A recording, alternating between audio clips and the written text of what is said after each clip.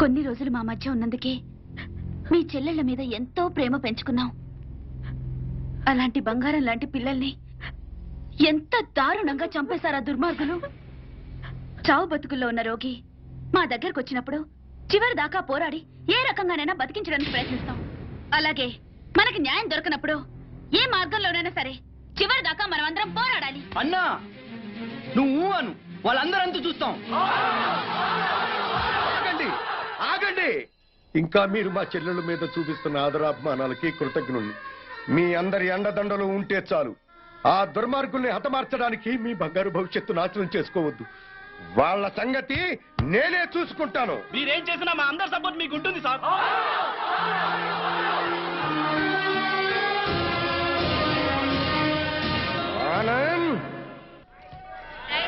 ఆనంద్, మీరు రమ్మని చెప్పేదాకా వైజాగ్ నుండి రావద్దు. అలాగే అంకుల్. ఒరే బాబు జాగ్రత్త. నువ్వు లేటు బావా. బాబు జాగ్రత్త ఇప్పుడు చెప్పడం కాదు. బాబు జాగ్రత్త, అమ్మాయిల జోలికి వెళ్ళొద్దు అని ఆనాడే చెప్పుంటే మన అబ్బాయికి గతి పట్టే. జాగ్రత్తగా వెళ్ళిరా.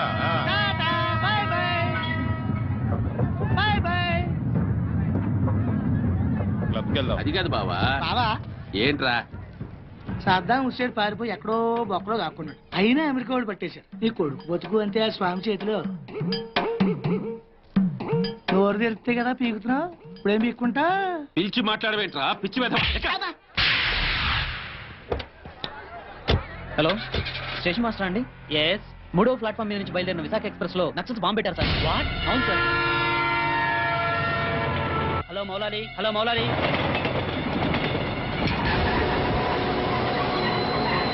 ట్రైన్లో బాంబు పెట్టారంటే అందరూ పారిపోండి.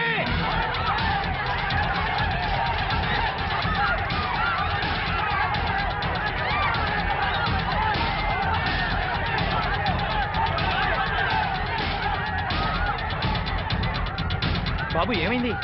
ట్రైన్లో బాంబు పెట్టారంటండి. బాంబా?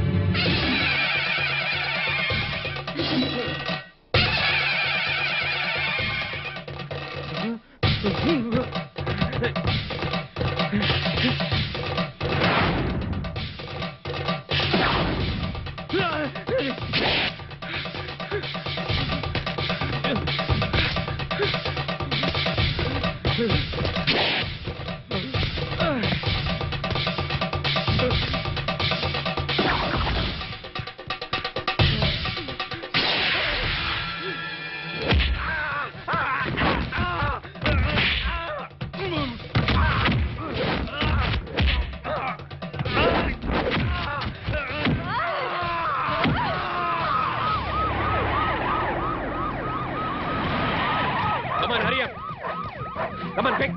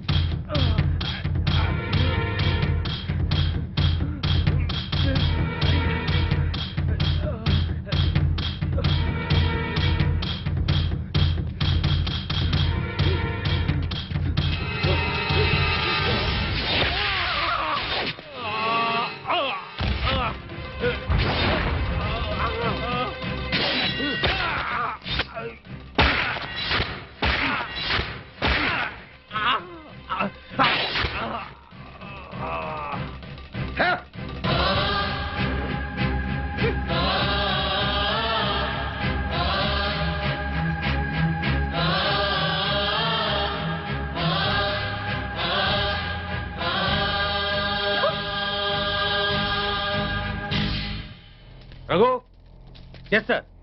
చూడు,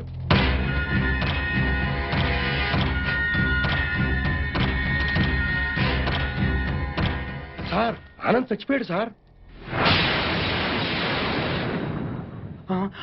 ఏమిటి సార్ అలా చూస్తున్నారు? మర్డర్ అయిపోయాడు సార్, మర్డరు. Arrest them. ఈ హత్య చేసింది మీరేనా? మాకంత అయోమయంగా ఉంది సార్. ఇక్కడ ఎవరేం మాట్లాడుతున్నారో మాకు అర్థం కావట్లేదు. మా అంతటా మేము పోలీస్ స్టేషన్కి వెళ్ళి చూసింది చూసినట్టు సాక్ష్యం చెప్పడానికి కోర్టుకు వస్తే సాక్ష్యమా? దేని గురించి సార్? ఆనంద్ హత్య గురించి సార్. నా చెల్లెళ్ళు సీత గీత. ఆ సీతాగీత ఉన్నారో పారిపోయారో లేచిపోయారో వాళ్ళని పట్టుకుని. ఆగండి సార్. ఆనంద్ని మా చెల్లెళ్ళు చంపటం మా కళ్ళారా మేమిద్దరం చూసాం సార్. ఆ సాక్ష్యం చెబుదామని మేమిద్దరం ఇక్కడికి వస్తే ఇదేమిటి సార్, అతి క్రూరంగా అతి దారుణంగా మేమే చంపామంటున్నారు. మీరే న్యాయం చెప్పండి సారు. అబద్ధం సార్. సీతాగీతలు చంపడం ఏమిటి? వాళ్ళు చంపే ఛాన్సే లేదు. ఎందుకు లేదు? అంటే మా చెల్లెళ్ళు సీత గీత బ్రతికి లేరా? బతుకున్నారో బదాన పడ్డారో నాకేం తెలుసు? తెలియకపోతే నోరు మూసుకోండి. Objection sir. ఒక సిన్సియర్ లాయర్ని పెట్టుకుని కోర్టులో నోరు మూసుకోమన్నా నేరం. మిస్టర్, అయ్యా మీరు గౌరవంగా మాట్లాడండి. హాయ్, మేం పల్లెటూరులో అండి. కోర్టులో ఎలా మాట్లాడాలో తెలియక కాస్త నోరు జారామండి. It's all right. అయ్యా లాయర్ గారు, ఇది కోర్టు కాబట్టి బ్రతికిపోయావు. ఇదే బయట అయితే నరికి పారేసేవాడిని. అయ్యా జడ్జి గారు, లాయర్ గారికి సారీ చెప్పానండి. చెప్పాడు సార్. Okay okay. మీరు చూసినంత చెప్పండి. మా చెల్లెళ్ళు ఇద్దరు రైల్వే స్టేషన్ లో రైలు ఎక్కడం చూసామండి. ఆదరాబాదరాగా మేమిద్దరం వెళ్ళి రైలు ఎక్కామండి. ఊరు బయటికి వెళ్ళిన తర్వాత రైలు ఆపి ఆ అబ్బాయిని అతి దారుణంగా చంపారండి. చంపేసి పారిపోతుంటే జరిగిందేదో జరిగిపోయింది, తిరిగి రమ్మని చెప్పావు సార్. మేం రావు, చంపాల్సిన వాళ్ళందరి చంపేసి గాని మీ దగ్గరికి రావని చెప్పి వెళ్ళిపోయారండి. ఎక్కడికి వెళుతున్నారమ్మా అని మా ఆవిడ అడిగితే మా అన్న దగ్గరికి అని చెప్పారండి. అన్నా అన్న ఈ మాట విన్నారు కదా? Note this point sir. Lawyer గారు, అన్నంటే ఈ అన్న కాదండి. మరి ఏ అన్న సార్? అడవిలో అన్న. ఆ అన్న దగ్గరే ఉంటాం.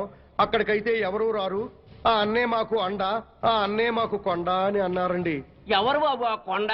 అదేనండి, మీలా పొడుగ్గా నల్లగా పరమ నీచంగా ఉంటాడండి. నల్లగా పొడుగ్గా నీచంగానా? ఎవరా పెద్ద మనిషి? వాడు పెద్ద మనిషి కాదండి, పెద్ద ఎదవ. వీరప్పను, మీసాల వీరప్పను. ఎలాగైనా మా అమ్మాయిల్ని పట్టుకోమని చెప్పండి సార్. మా చెల్లెలను పట్టుకుంటే వీరప్పని దొరుకుతాడు, వీరప్పని పట్టుకున్నా మా చెల్లెలు దొరుకుతారు. ఒక్క దెబ్బకి ముగ్గురు దొరుకుతారయ్యా. 3 రాష్ట్రాల సమస్య కూడా తీరిపోతుందయ్యా. మళ్ళీ ఇలాంటివన్నీ జరగకుండా ఉంటాయండి. వెంటనే అడవికి వెళ్ళి పట్టుకోమనండి సార్. కొద్దిగా మన ఇన్స్పెక్టర్ గారిని పోలీసుల్ని అడవికి పంపితే పని అయిపోతుందయ్యా. ఎవరి పని? మీ అందరి పని.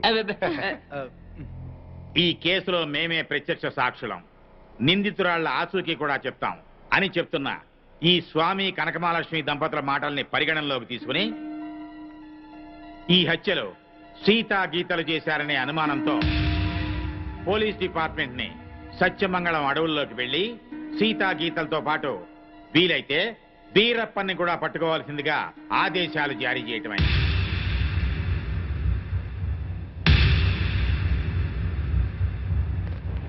ఇన్స్పెక్టర్ గారు, ఏంటయ్యా? కాస్త మంచి రోజు చూసుకుని చెప్తారా అండి? దేనికి? అదే అన్నయ్య గారు, వీరప్పనున్నాడే అతనుండే అడవిలోకి బయలుదేరడానికి వస్తామండి. వెళ్ళొస్తామండి. ఇన్స్పెక్టర్ గారు, డౌట్ లేదు, వీళ్ళిద్దరూ మనకి టెండర్ పెట్టారు. ఈ రప్పన గాడికి మనం దొరికిపోయినట్టే. షడప్. బస్సు దిగొచ్చారు కదా అనుకున్నాను. నల్లకోటనే దడదడలాడిస్తున్నారు. ఇంకా లేట్ చేస్తే మిమ్మల్ని కూడా మందులో చిప్స్ లాగా తినేస్తాడు. రాంగ్ టైములో కుళ్ళు జోకులేయి మాకు. ఏ టైములో ఏం చెయ్యాలో మాకు తెలుసు.